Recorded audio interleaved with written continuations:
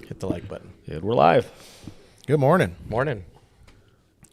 We got an old friend today joining us. He's the one in the green. Yeah. Yeah. I know everybody else wear Dude, it. you're orange and green today, bro. You're colorful. I know. Pastor Jeff stepping in to make it two decent pastors today. Thank you for joining Actually, he's now the Reverend Dr. Right. Jeff. Is that Slightly I don't older. think you've been on the podcast since you've been conferred the title Probably of doctor. not. One decent pastor and one doctor. Yeah. And a doctor. That's right. Or What have you been doing right now that you Reverend have all doctor. the time in the world, Jeff? Well, I only work Taking one day. I only work naps. 1 day a week, so Eating little snacks. that's right. I have some naps in my office. That's David's idea of having free time. Yeah. You just got a bowl of Naps grapes. and snacks, right? Just nothing to do, bro. Playing video games? What are we doing? Yeah, usually. No. We already got a thumbs up. We're like a minute in and Sweet. somebody thumbs upped us. Jeff's wife. Thank you. Thanks for getting him out of here for an hour. Yeah, He's yeah. been laying around eating doing snacks. nothing. Yeah, doing nothing. Remember that Seinfeld episode where Costanza built like a little nap cubby underneath his desk? Yeah. There you And go. he That's what got you need. busted, and he got busted, didn't he? Yeah. That's a Yeah, good he had an alarm clock Wasn't ticking he and somebody had thought it was a eating out bomb. of there and stuff. Yeah. Yeah, somebody thought it was a bomb, but it was his alarm clock making noise. That was a good episode, actually. Yeah. Oh, I have a bone to pick, by the way, before we get started. I just one? went down to get a cup of coffee after you guys, and someone didn't fill the water up, bro. Someone emptied the stinking dealio, the reserve, and You didn't. kill it, you feel it. I didn't feel it. I Sorry. can't blame it on Terry, which It was- usually it's Terry Hickman, but he's not here. So I it's, didn't know you it were was- coming back down. it's one It of was you. me.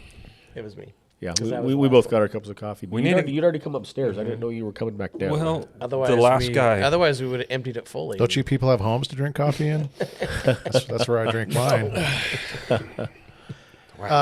Anything important to announce or talk about, or before we haven't seen you in a while? So nothing exciting to.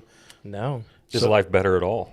Are It you is. relieved at all? I got more Okay. brain space. Yeah, My daughter Hannah's graduating from college. that's awesome. That's Well, Friday. fantastic. Dude, it doesn't. It seems too soon. That went know. by Yeah. quick. it seems like it. Crazy. What's she gonna do? Get a job. That's Told her the rent's going to be due get pretty a soon. So. job. Who is that? Bruce Hornsby?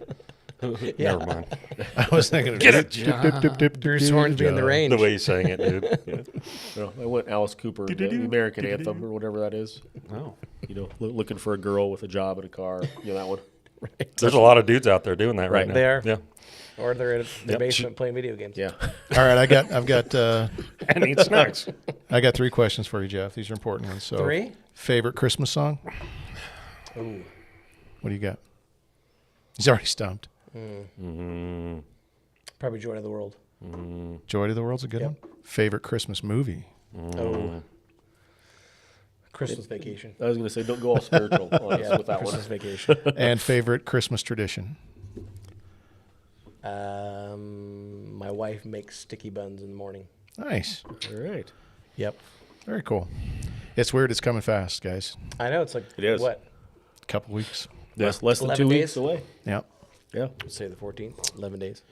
This might be You're opening getting up a can shopping of worms. though, But man. have you It's shopped more with than your wives shopping. yet? David's got a weird look on his It's face. more He than hasn't shopped shopping. yet. It's like the worst time in the world for a pastor. Like we should be like celebrating it and being Right. like, this is the best time in the world for a pastor. And Yeah. like there's so many things to do and to consider that it's like this stinks. It's a busy season, isn't it? Yeah.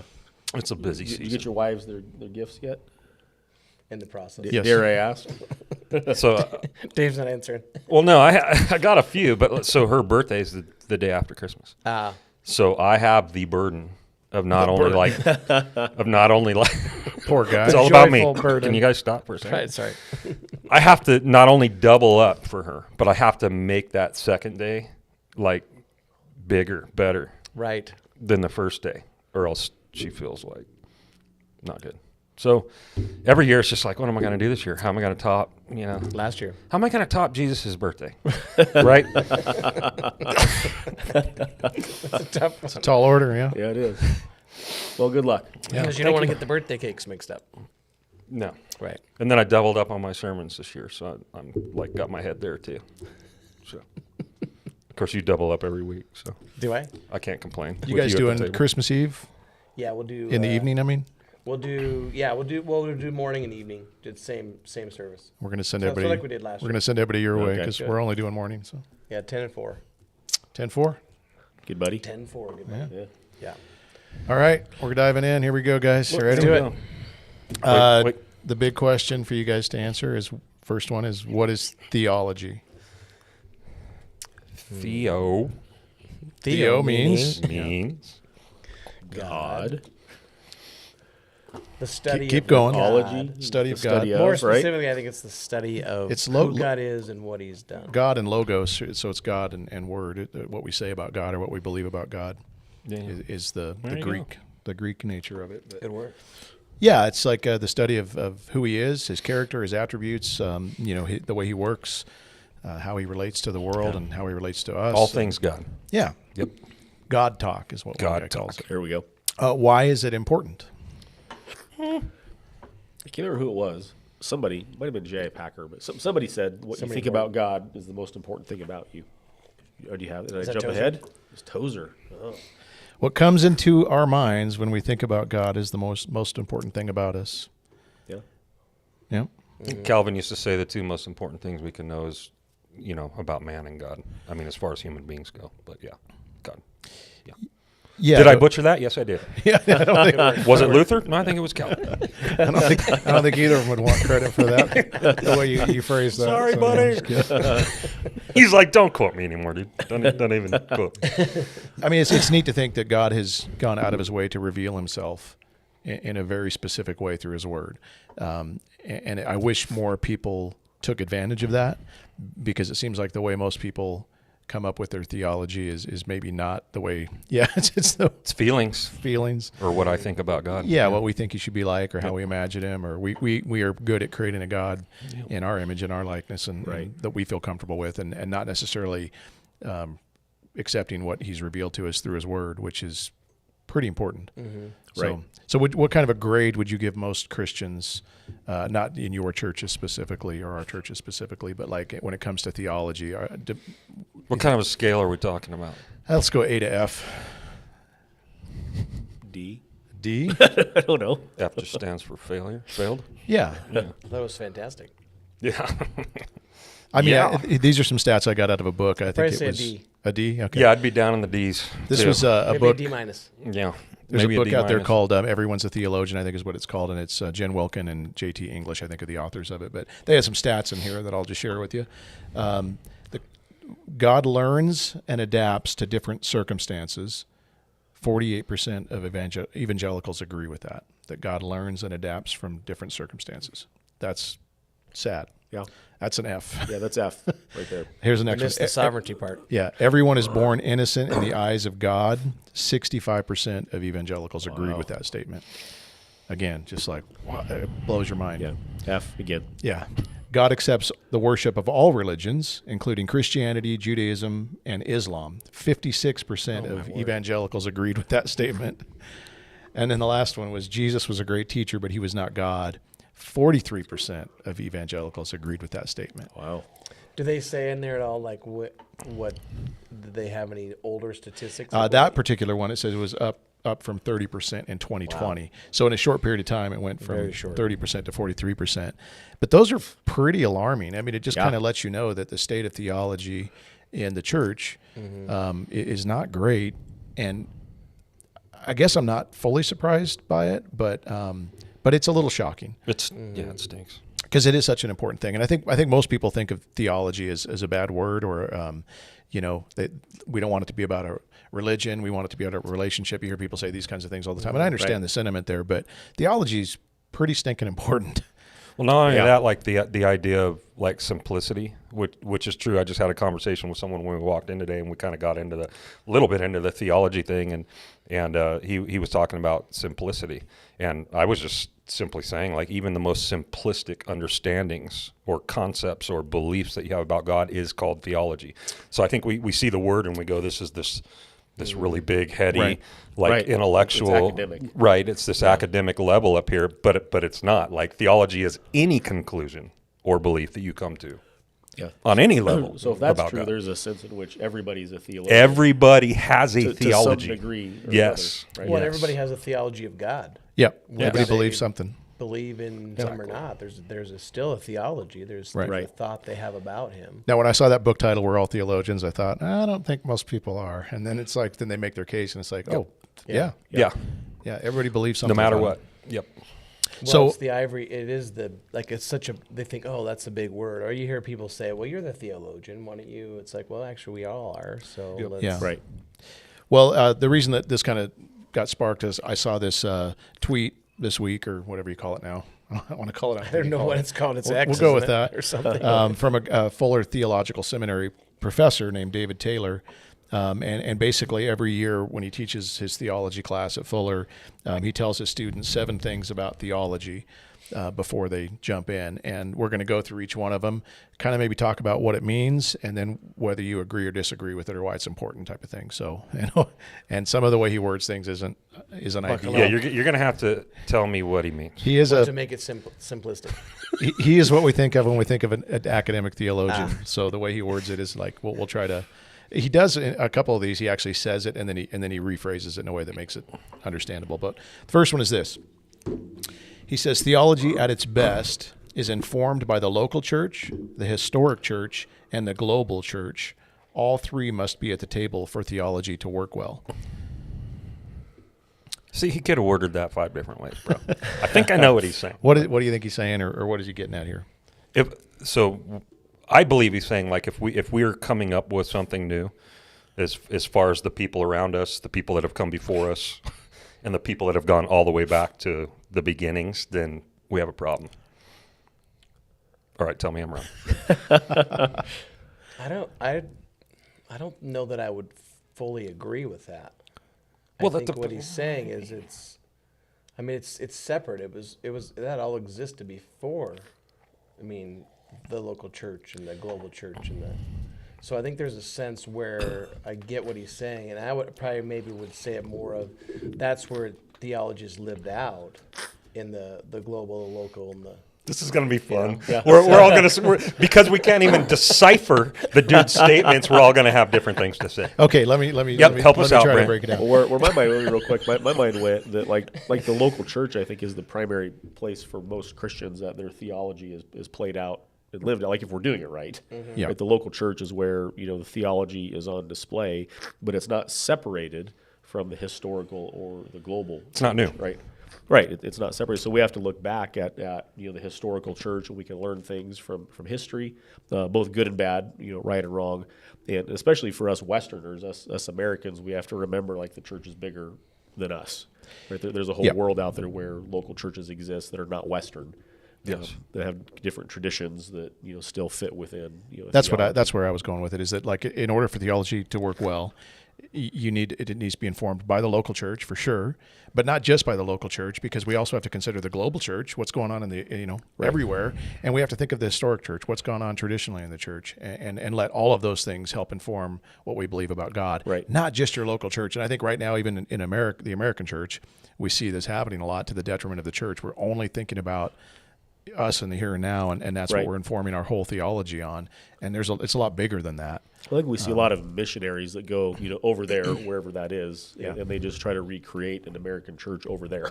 Right. Right, without consideration, to the culture and just the global nature of the church, and it isn't always helpful. Yeah. Yeah, considering what the church is going through in other parts of the world and what they've gone through in history, and all of that informs our theology more than just what's happening in our local churches. So, all right, that's the first one. Jeff, do you agree with that? No. You don't still, even after we I clear. think probably where I'm stuck is on the word informed and how he phrases that.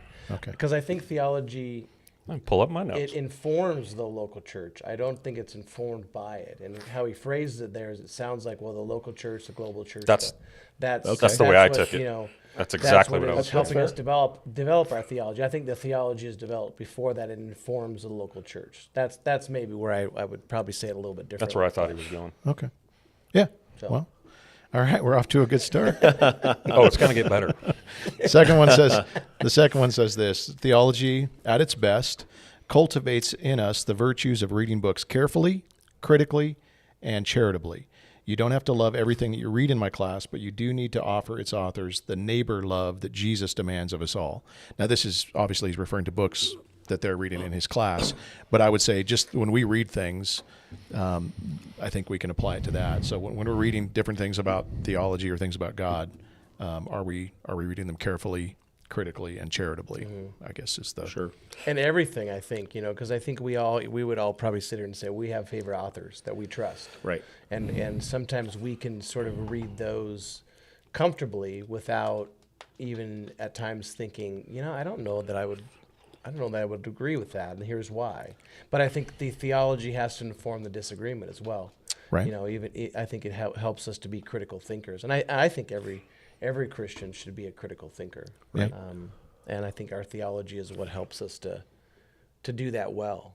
But at the same time, if we don't have a correct theology, then I think an honest pursuit of theology is what helps us do it well, right? Sure. Like our theology sometimes is what keeps us from going farther, is because we're holding on to this thing and we're not allowing it to be challenged or stretched. So I think a pursuit of theology is what allows us. Like we talked about this the other day. Like we live in a total cancel culture inside the church, like inside like categories of theology, where if this guy isn't in my category, he's canceled. I'm not even going to read him. I'm not going to listen seriously to anything he has to say. And that's kind of what I saw with this, is like it will do us good to, like, we can learn from so many different avenues, but we don't afford it to ourselves sometimes because we heard a thing, or this person was said to have done this thing or said this thing back here. Well, go see. I've been doing go this. Be critical. right. Yeah. And see if God has something there for you. I've been doing this right now with Doug Wilson because I have ideas about him from what I've heard.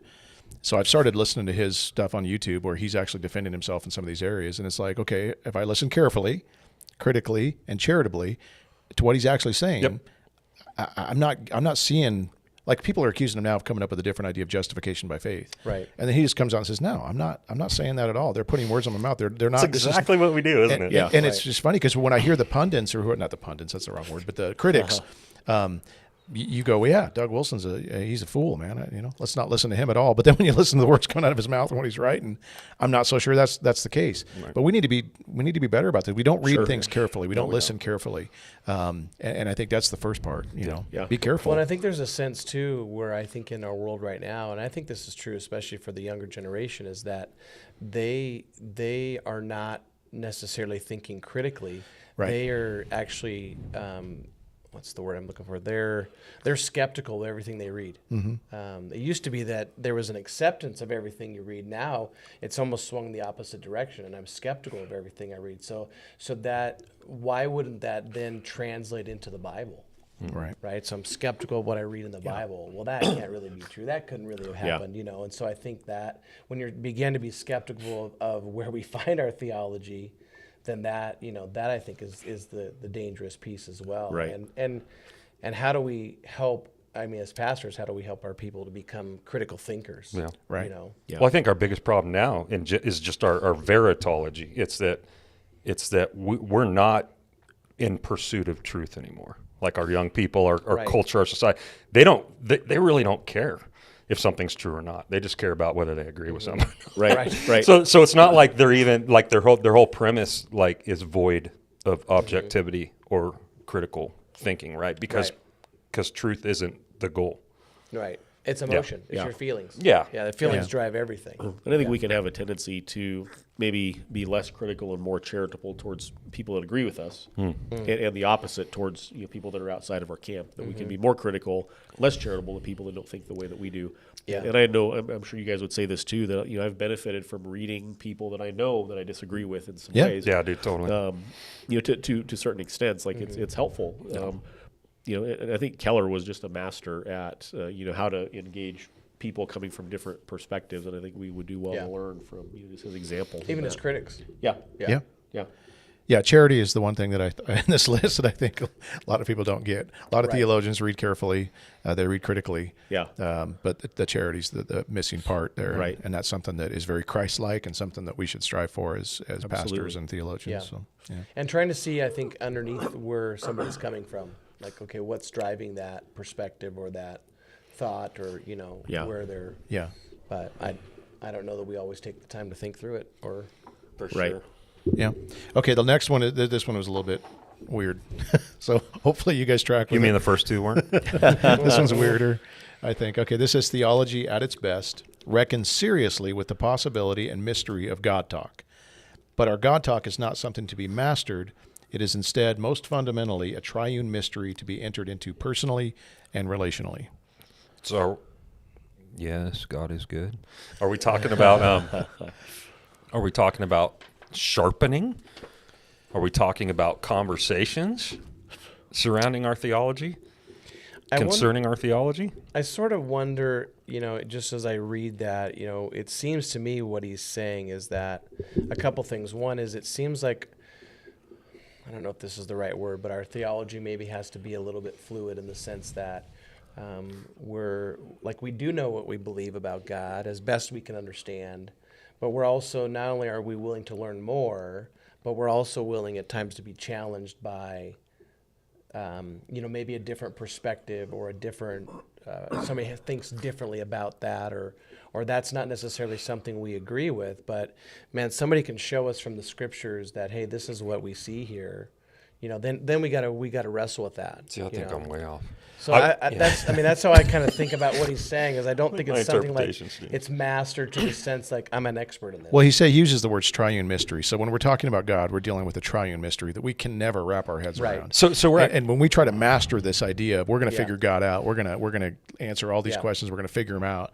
I was thinking about us and what we do in the shed, which kind of started this whole thing where we sit around and we have conversations about our favorite thing, right, which is God and the things of God. And it's not because we think we have it all figured out, but because we're so intrigued and we're so excited about this subject that we want to run our fingers further through, right, and contemplate further those things which have us captivated. I think it's both of those things. Okay. I think it's we want to plumb the depths. We want to just personally and relationally, we want this to always be. The difference is when we start talking about these things, it can very quickly go from theology, even though we're still talking about the things of God, to philosophy. Because now we're philosophers. Sure. We're trying to understand things that are mysterious and that we can't necessarily wrap our heads around. Well, and theology has to be practical. It's just like, where does the rubber meet the road? How does it go to the streets? I can talk about these things that I know to be true about God, but then the question comes, so what? Why does that matter at all? And then I think that's how that application comes out, is like, well,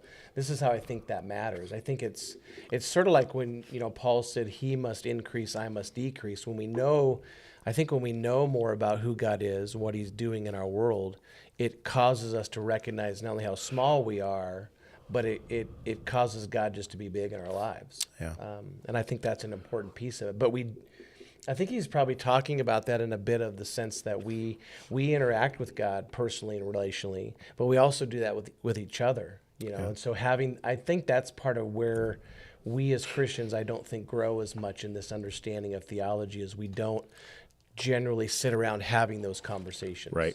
And so that's probably why even in our churches we provide different venues for people to do that, right? And we help to sort of facilitate that. But I don't know that in general most of our people sit around at the pub and talk about God and who he is and what he's done. It's like, we talks about it that we do. Statement. But I mean, in general, our people, right? He talks about mystery in that statement, and do you think that maybe people are afraid to delve into the mystery, and that might be something that prevents people from talking about these things regularly? Yeah, I think we've got to have a comfort level with some mystery. Yeah, we're not going to figure everything. It's the one verse out about God at the end of Revelation. If you add to this book, everyone's going, "Oh, I'm not talking about it." I always thought about Revelation, even in the sense that people don't want to study that book because it's like, well, we can't know. We can't figure this out. So why even bother? And I think people do the same thing with God. If we can't plumb the depths of God, we can't fully understand him. So why bother to delve in at all? And that's just silly. I love the conversations we get into where one guy spurs on another with a thought. Totally. And we're just, like I said, plumbing the depths of who God is and what he's like and what he's done for us. You just can't. It doesn't get old. It's so exciting and it's so edifying. Yeah. Even if we're not solving mysteries, we're talking about mysteries that are unsolvable. We're still talking about the life giver and the things that have to do with the life giver. And when you do that, it gives you life. Whether you're like making strides that you didn't or not, like just to fellowship underneath the banner of him is life giving. Yep. Like I don't know. Yeah. Whatever. All right. I think you even think of like C.S. Lewis and It was the Lord of the Rings dude, bro. J.R. Yeah, okay, Tolkien. Tolkien. You know, and they were the same way, right? They would sit around, they'd light their pipes, and they'd just talk about what they loved most was For God. hours. And you look at the fellowship and you look at some of the conversations that came out of that.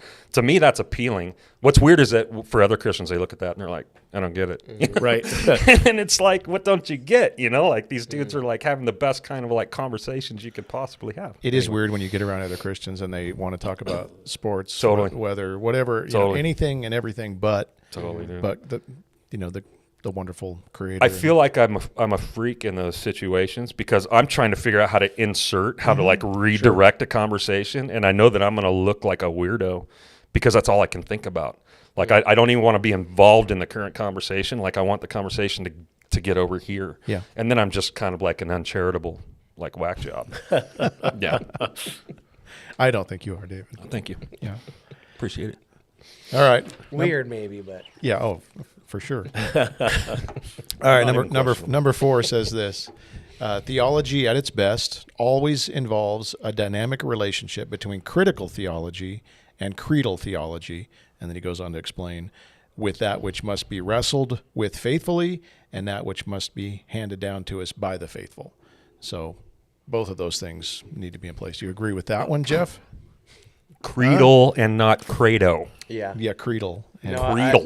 Creedal. I mean, I like how he words that because I think it does help us to see the two aspects in which we at times wrestle with theology. Is there is a critical aspect to it, but we have to go back to, okay, well, what does the Bible tell us? You know, and I think that's where the creedal part of it comes in. You know, where he even talks about the fact that, you know, in the Catechism is that we're you know, what is God, the intention of man is to enjoy God and glorify Him forever, right? That's what to be as our life is about. How do we do that if we don't know who He is, Right. and what He's doing and how He's working in our world? So, I think that's. have you ever met anybody that they're good at the critical thinking part of it? They're always coming up with new ideas and new things and new revelations, and they're not necessarily good at the creedal part of it, paying attention to what's been faithfully handed down to us. I think that's that's something our we're dealing world. with a lot. Yeah. Sure. Yeah.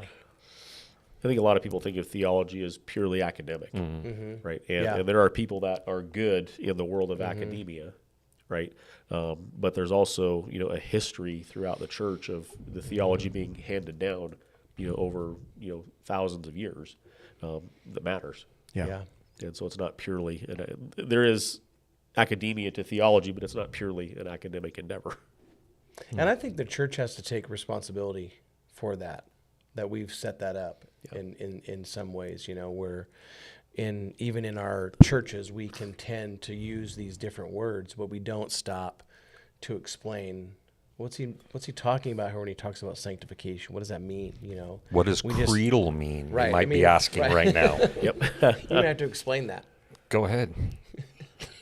We have creeds, right? Doctrine. Right. We have statements that have basically been universal, passed down, you know, throughout church history for the church of what we believe. They're kind of not just essentials, but primarily like essentials. It's what the church actually is grounded in and Yeah. on. So they're statements of belief. The Apostles' Creed. being What we probably the believe, yeah, most- about Well- Jesus, about the Trinity, about His birth, about His resurrection, like all those primary things that make Christianity what Christianity is, have been, you know, passed down and recited and accepted in creeds. So Yeah, there's a song we sing that I believe in God the Father. I believe it's actually the Apostles' Creed, just put to music, and Yeah. it's kind of what's been handed down faithfully. But it is scary when people start to want to, you know, tweak and think, well, do we really need to believe this about God? And is God really this way? And maybe He's like this. And this is what I think we see too many people doing today. And there's the old phrase: if it's new, it's not true, and if it's true, it's not new. Sounds right. Yeah. I had to think about that halfway through, but make sure I'm not spouting something wrong. Was that correct? Yeah. But sure? I come up with people sometimes that come up with this new idea about God. Open theism was one of those things that came up a while back, where it was a way to deal with the problem of evil, that God really doesn't know what's going on. He's limited His knowledge so that He's reacting to things the same way we are. And it maybe got Him off the hook is what they were thinking. But it's like, well, you've created a bigger problem, you know, and that's, again, not what's been handed down to us. You've changed, you know, who God is and what He's capable of and what He's like. And I can't help but think that God doesn't like when we do that kind of stuff. Is Molinism new? Moly. I don't know how new it is. I think it's been around for a while, but that's like It's God. probably had different names over the. God knows every Probably, possible scenario. Like he's I think a Minority Report. Like he's pictured all these different scenarios on a board, and now he's reacting to the best case scenario. Yeah. And it's a way to get. It's a way to do away with Things like that are probably more philosophical than they Yeah. are actually like Right. setting out to change orthodoxy. So, Yeah. Yeah. Okay. But all right, Mole. What are you doing, dude? What does that even mean, bro? it's John Candy. Never mind. Uncle Buck? No. No, I think Also was that Austin Powers. Yeah. Both of The them. Moly was Austin Powers. Uncle Buck was first, I think. Okay. Uncle Buck, that's pulling from the archives. There's some theology in there, I'm sure. Yeah, that's where we get most of our good stuff. Number 5, theology at its best invites a student on a journey from first naivety, skepticism, second naivety. So from a childlike faith to a critical faith to a mature childlike faith. I liked this progression. I thought it was kind of funny. But what's he saying? Agree, disagree? Well, I mean, I think we know there is a sense where all of us at some point in our lives, even if we grew up in the church or whatever the case might be, I think we come at our understanding of God from a really naive perspective. And then, the goal is that over the course of time, even if it's sometimes 3 steps forward and 2 steps back, there's still a progression that's occurring, that we're growing in our knowledge and understanding of God. When it talks about in the scriptures that we grow in the grace and the knowledge of Jesus, I think there is that sense where we continue to do that. But I also think because he uses that mature childlike faith, and where Jesus said, unless you come with the faith of a child, where I think sometimes we can make theology that academic part of it, where we understand as much as we can, but we don't accept some of those things in a childlike way. Well, and take faith out of the equation. Right. Like we got it all nailed Yeah. down. We don't even need faith anymore. Then it just is here, Yeah. Yeah. Yeah. Agreed. Yep. That's it. Well, Yeah. like theology is not like this fruitless, this vain attempt at just knowledge and becoming heady. It actually changes you. Like the more that you think about God and you read about God and you understand about God, the more it absolutely changes you. Mm-hmm. Yeah. And so it's not just that we understand a concept, it's then that we meditate on those concepts of God that really start to everything goes deeper in the soil of our hearts that way and our brains that way. And it changes our relationship with God. It changes the way that we look at it, just like you were saying. Yeah. I love this quote, Bill Bridge, knowledge brings us to the door of truth, but meditation opens the door to the house and it takes us into all the rooms. And I think that's really like his point, is that when we camp on the things of God with our thoughts and with our reading and with our time, it actually leads us to rooms that we have yet to discover about God, Yeah. which only makes us better. Not it's not a vain, fruitless attempt. So where do you think most Christians on the where would you place them on this journey that he's described here? Where do you think most Christians are? On the teat. we never. Can I say that? You just did. We Yeah. we never want to get off the milk, dude. We need a 5-second delay now. We want to stay close to mom, okay? And so that's where most Christians are, and it's unfortunate because there's so much that's being missed. I mean, some people are only capable maybe of a childlike faith, and they can't really have that point of thinking through these things, the critical faith, where they're questioning things. But unless you get to that point where you kind of know why you believe what you believe, Sure. which is really the study of apologetics, we're trying to understand these things and being able to defend the faith and being able to have an answer, when somebody comes and asks you a question about these things, it's just like you need to find a way to move through that progression to get to that last part, because we do need to be critical in the way we think about these things. We should be skeptical. These are big claims, but there's answers for them. And when you get to that settled area of a mature childlike faith where you have these answers and you know how to defend it, Never mind. You know what? It's the idea Never of being mind. a continual, and I think it's the idea of being a continual learner. Sure. That we never arrive. yeah. But I do think there are times, and I think this happens as we get older, is that there are things that we become like, no, we know, we understand, and we just kind of stay there, and we're not willing to be challenged, or we're not willing to understand, a different perspective, or, so we get sort of set in that. And I think there are things that we should be set in that we shouldn't compromise in. But then I think there are things that we're like, I don't know that I fully understand that completely, so I'm willing to continue to learn. I just think sometimes I think we see a lot of excuses for not learning some of these things. I mean, we have so much information in the palm of our hands, or on a computer, or whatever, that we can, ridiculous. But I think that's sometimes the challenge, because we have so much information. How do you know what's true? You know, and who's willing to discipline themselves enough to actually sit down and pursue those? And I think that's maybe where we as churches and pastors come in, is to help people to say, hey, if you want to know more about that, I mean, obviously go to the Bible, but here's a really solid biblical-based book that can help you really dig deeper into that really unpacks. Yeah, and in regards to this, there's some really good books. There's the Evidence That Demands a Verdict, apologetics book. There's the What Skeptics Believe, Norm Geisler, as well as I Don't Have Enough Faith to Be an Atheist. There's a lot of there's several others that we could recommend that just go through these basic questions and help. But then there needs to be the growth, like the gaining of knowledge, coupled with humility. Yeah. Right. Because so many times I know in my life, when I look back at my Christian life, when I was maturing in knowledge, like I should have been caged, man. Like that's the other side of it. Is sometimes as we grow and we progress and we walk into new rooms in the house, like we really feel like we know something now, and so we need to keep our attitude in check. And the way that we grow, the way that we accumulate the greatest things we can know about God should produce humility, not like, Absolutely. I know a thing or two, I can go take somebody on. Well, that one goes right into the next one, number 6. Theology at its best enables a student to read the world theologically and to live in the world theologically, the former done with great care and the latter always done graciously. Yeah.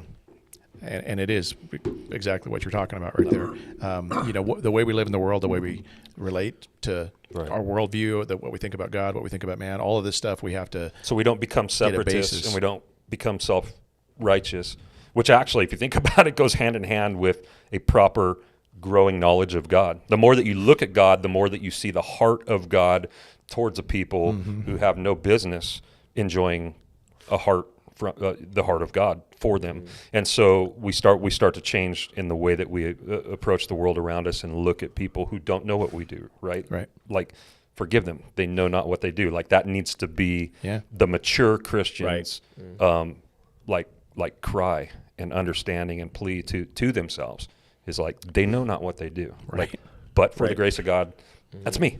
Like that's me. Yeah, and I think you see, especially in social media, so many Christians like wanting to win arguments and destroy people, and it's just not Christ-like. Totally, it's not helpful.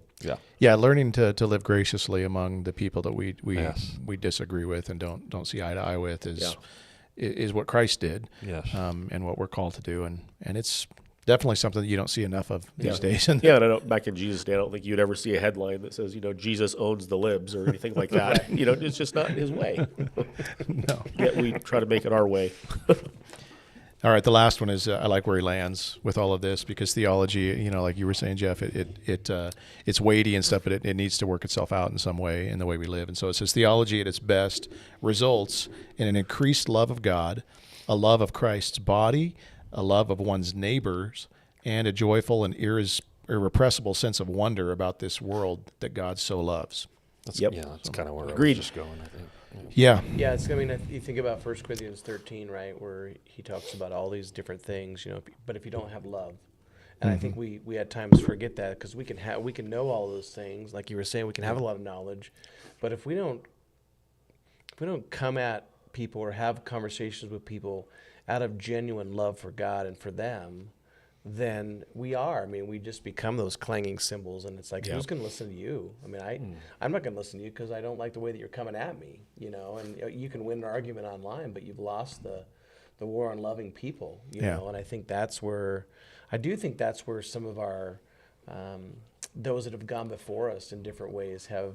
I mean, I used to watch those debates of people having conversations. Man, there was just no love in that. You know, they were just coming at each other. And I think especially when we're having discussions with those who are lost, it has to be based in love. You know, otherwise, so what if you won the argument? They don't really care. You know, and I just think we sometimes forget that. Yeah, I think there's a lot of people that think that the goal of theology is to put as much information in your brain as you possibly can, and just continue to mass knowledge, just puffed up head, you know. Right.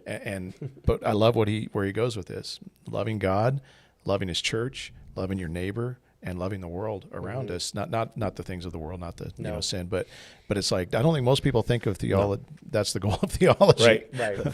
Well, get more theology equals basically getting more of God, which equals having more of the things that God has towards others. So it's really not a cold, dead exercise, you know. No, the progression that is people think it's set. It's life-giving. Yeah. So one of the things that I think it comes out in this is the idea that we as Christians remain teachable. You've all run into these people that have lost the art of teachability, to put it nicely. And it's frustrating to be around somebody that is not teachable. Yeah. So one of the things we got to always be is teachable. What else? What are some of the things that Christians should be when it comes to these things? I think we have to be continual learners. I just think I mean, hungry. Yeah. That hunger and thirst for righteousness. You know, I was thinking about, you know, we've been going through the series and the Christmas story, and one of them, you know, is you think about Simeon. You know, just an older man he's just waiting for the Lord. You know, he's continually watching, he's continually waiting, he's living righteously, he's living a devoted life, he's being obedient, but he's continually waiting for the Messiah. You know, and we don't know how old he was, but we know he was an older man. You know, that just came regularly doing that. And I think that's an example to us of how we just continue to live faithful, obedient, devoted lives, you know, as we wait for Christ's return. But I think especially as we study the things of God, because it ought to produce humility in us. I think it also, agreed. if we understand it correctly, ought to produce love. I mean, just a genuine love for God, but I think also a genuine love for mankind. And I think I think we sort of lost that not just in our world, but I think even in our churches at times. Yep. You know, we don't show a lot of grace to one another when we disagree. You know, and we don't show the love of Christ to each other in that. And I think the love piece is just I just think it's something we just can easily forget. Yeah, agreed. You mentioned being faithful, and I think there's a lot of Christians that maybe aren't as faithful to work at their theology. I think there's just a reliance upon the church or the pastors to provide that solely, which sure we do that, but I would encourage anybody that calls himself a follower of Christ to be faithful at working at learning more about God outside of just Sunday mornings, right? Study to show yourself approved, right? A workman who need not be ashamed. That's a good rightly divided the word of the truth. That's a good point that you made, because like we have, I think dads, fathers think the same way. Like, the Sunday school class is going to take care of this, and then the pulpit's going to take care of this. And it's like, you're the priest of your home. Like, right? Yeah, that's a good point. If God has blessed you with a child, you automatically are responsible for like good habits in theology. You're the chief theologian in that department. You should be the chief theologian for the sake of your kids. Yeah, that's a good point. That's good. We've lost that, haven't we? It's gone. It's long gone. Yeah. When you think of those who have influenced you the most and you've benefited from the most, apart from, present company excluded. Just kidding. I got no other answers than that. Who comes to mind as theologians that you appreciate? There's a thing right now where they're like list 4 of them on Twitter. I'm seeing all these different faces of guys, and so who would you put? I know who you're going to say, David. Go ahead. No, you don't. Just What am I saying? Say the first guy. Is he the greatest theologian? Maybe. No, maybe not. Just who's impacted you as far as their your theology and. One person? Well, I don't know. Just give me something. Okay, just say Spurgeon. I love Spurgeon. Spurgeon. His is more of a proclamation. Like, his theology is obviously good. Like, what he's proclaiming is good. So that would be his theology. But yeah, his maybe in in a different way. I love Calvin and his theology. More modern day. I'm a Piper guy, man. I love Piper and his agreed. theology. Again, it's not, is he perfect? Do I completely agree with him on everything? No. But like I've learned so much from the love that guy has for learning about God. Yep. And it's like been contagious, man. It's just rubbed off on me. I agree. Dude, it's amazing. Yeah. There's 3. What do you got, Jeff? Three. You don't There's have to do old 3. and then kind of old and then You can just do one. It doesn't matter. Just what you There got. are some guys that you listen to and you think, oh, that guy's a really dynamic speaker or has stage presence or whatever, and can name a dozen guys that you would think For that sure. about. But Piper is a guy for me that, like, when I listen to him, I don't think like Piper's awesome. I think God's awesome. Exactly. And he just has this way, like I endeavor to do that, like he does. And so, he's probably been for me the single most influential, theologian. I'm also a Spurgeon guy. I mean, I think we all are, Spurgeon guys. But I also think about just people in my life that I've known, over the years who at different times and seasons have had impacts on me that I wouldn't necessarily call them, theologians, Right. In the proper sense of the word, but just people that But have people loved like God. to sit around and talk about Right, God. right. People that have loved God, that have been a part of my life, from the time I was a kid, I can look back and say, "Oh, this guy had an influence," and this like names that nobody's ever going to know. They're not going to be famous. That's why They're I not gonna love write books, right? We're not supposed to talk about that. That's why I love this so much and what we have. Like every week, there's a point like every week where we sit around and we just talk about God. And it's not Right. because we're trying to, it just happens. Right. And like I think sometimes like if I didn't have that in my life, like how much worse off I Sure. would be. Yeah, absolutely. Yeah. Yeah. Amen. Just say Jesus because that's spiritual. oh, Jesus is mine. I think I mean couple. I mean Wayne Grudem's one that I've read. For Yeah. systematic theology, and I think there's that's been helpful over the years just in learning that. John Owen's another one, older one. If you can read them. Yeah. He's a tough one to read, but I think Says he- the doctor of and I think theology. he challenges my thinking. Like I don't think on that level, Yeah. all the time, and so I think it challenges me to think more deeply about it, even if I don't fully understand and I have to read it like six he times. to challenges my understand. reading. Yeah, for sure. Reading this guy J.C. was like reading John Ryle, I Owen. think it is. I mean, Yeah, he's J.C. Ryle. another. Yeah. I mean, he's just written. I just got a book of his called Holiness, and just going to start reading it. And because I think one of the things that's easy for us is that, at least for me, I want to be more disciplined in reading things that are going to challenge me theologically, as far as just my understanding of these, maybe sort of these bigger truths that are not always easy to wrap our minds around. Right. I mean, the other one is I appreciate Todd Miles from Western Yeah. Seminary. I mean, You I can think throw is- Todd. Sure. I mean, I Todd's think name he out just- there. He's a total nerd. I mean, he's intelligent, but he was like a nuclear Yeah, he's scientist a- before, but Humble. But he can Yeah, just he's a- bring it down to like, okay, Right. this is how we best understand that. Yeah. Todd's around. He's one of the few guys that I've seen that can actually. He can think on that level and talk on that level, but he often brings is it just down to the street. bring it down to Yeah. the street level. Say, okay, he puts it on the sort of the low hanging fruit, so we can Yeah. understand. We've it. been wanting to get him on here. Like we feel like maybe like he would be good enough to have on here now. Yeah. Yeah. So next time he comes over, Now that our podcast is so well known that maybe Todd would come on. Right. it's the big leagues, baby. Yeah. Right. That's good. He's on. They have the podcast they do, the Yeah. food trucks. I of haven't Babylon, seen it in a or- while. Yeah. But They yeah. it cut for a long time, and then they've added a couple Yeah, Okay. some more. recently. but- Yeah. Anyway, it's a good one. Yeah, that's a Yeah. good name to throw out there. Yeah, there's lots of other guys that come to mind. Sproul, John Stott. Sure. There's Yeah. just Keller for me is always going to be one of these guys that, I don't know, something about the way he words things and the way he comes Yeah. at things that I really appreciate. Carson's another one. D.A. Carson's another one that I've really loved. But it's just cool to think of all the gifts and the accessibility we have to so much good information. It's ridiculous. Right. We have really no excuse as Christians to not plumb the depths. It's and, almost overwhelming. Like get into it. It's almost like we're too inundated sometimes. With all the information we have available to us. There's so much. Man, There's so much. It's like how quickly can you Google something and Right. and if you don't know exactly what you should be looking for, I think it's easy to be deceived. Yeah, we put out a list and we update it from time to time of recommended resources and recommended reading.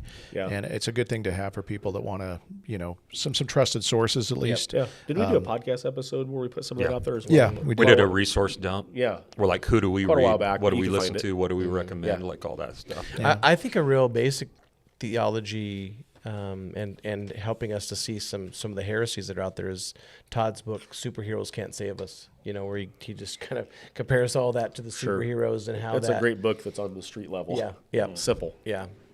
Yeah, and we have copies of that. So if you're out there listening and you're feeling inspired to maybe dig in more, I know we've got like the equipping classes starting up again on Monday nights in January. You guys probably have different. I know you have a Sunday school class that meets. It's kind of an equipping class. Yeah, we're doing evidence that demands verdict. There's lots of things we want to offer, and then there's books available. There's and we would even just count it a privilege to sit down with people and just talk about these things because we really don't get tired of talking about them. So we don't. let us know. Any last words, parting comments? I just think it's important for people not to make excuses about just digging into theology. There's just so many good resources I think that are available, and I just think there's no stupid question. And I think that's sometimes where people get caught up as well. I should know that. I mean, it depends on what it is, but I think it's as far as theology goes, it's just ask the question so that you can find the answer. And you got all kinds of people around you in your church that are willing to do that. And I think if somebody's listening that doesn't go to church, I think they need to find a church and a good church that preaches the Bible. And there is a discipline component, but I also hate to say the obvious. I don't want to sound like the jerk at the table, but like where your treasure is, there your heart. Like a lot of people don't crawl into theology and don't grow in their theology because their interest isn't there. It's not a primary interest even for some Christians. And so I would even pray that God would make it one for you, like that he would become a primary interest. Like it's just so much better. What you're going to get back from spending time there is so much better than whatever else it is you've been spending all your time in. I guarantee the payback isn't even on the same level. So I would pray for a desire, a love to want to know him more.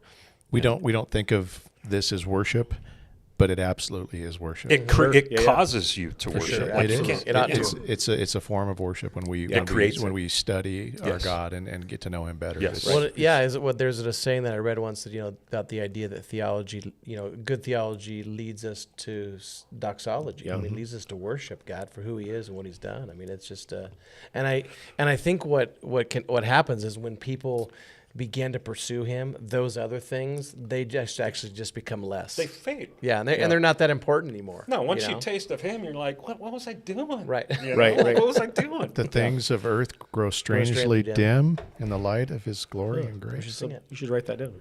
That's a good, right there. That should be a song. Be a good song, Larry. Yeah. All right, why don't you guys pray us out of here? I'll pray. Lord, thanks for this day. Thank you for the privilege that we have to know you and to love you and to serve you. We're grateful for that, and we just ask that you would continue to help us to grow and mature in our faith, in our knowledge of you and who you are, and that it would lead us to live just lifestyles of worship, God, of who you are and what you've done and what you call us to do and how you call us to live, Lord. So thank you for the time today. And Lord, for those that are listening, we pray that you would give them just a greater love for you, a desire to study you and who you are and what you've done in our world and our doing. And just thank you for just your goodness and grace. Thank you for the Bible that we have that we can go to and find these answers for who you are. And we're grateful for it as well and the reliability of it. And so we just commit our day to you. Thank you for it in your name. Amen. Amen. Thanks for joining us, Jeff. Yeah, thanks for having me. Yeah, always good. See everybody next time.